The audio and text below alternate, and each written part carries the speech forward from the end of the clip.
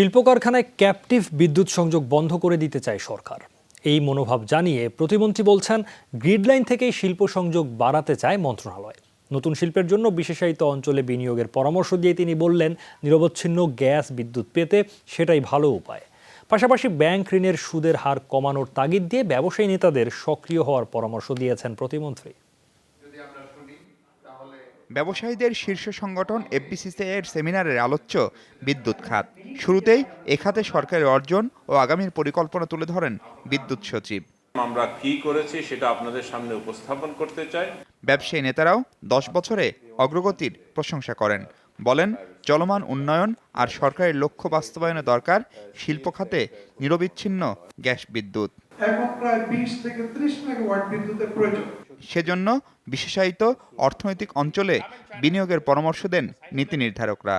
প্রতিমন্ত্রী জানান, ক্যাপটিভ পাওয়ারের বদলে জাতীয় গ্রিড থেকে শিল্পে সংযোগ বাড়ানোর পরিকল্পনা বিদ্যুৎ বিভাগের।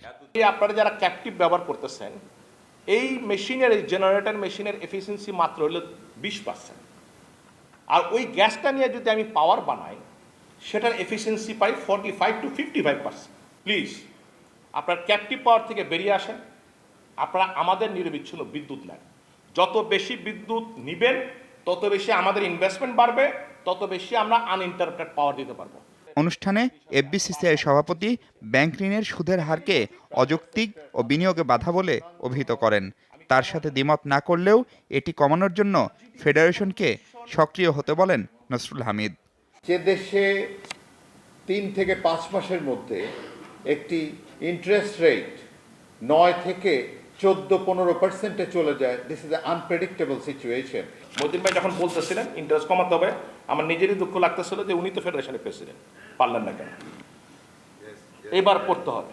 বাংলাদেশে এখন ব্যাংকগুলির যে ইন্টারেস্ট রেট, লেন্ডিং রেট, এই টাকা নিয়ে জীবনও এই ইনভেস্টমেন্টে সাকসেসফুল হওয়া যাবে না, এটা কখনই সম্ভব।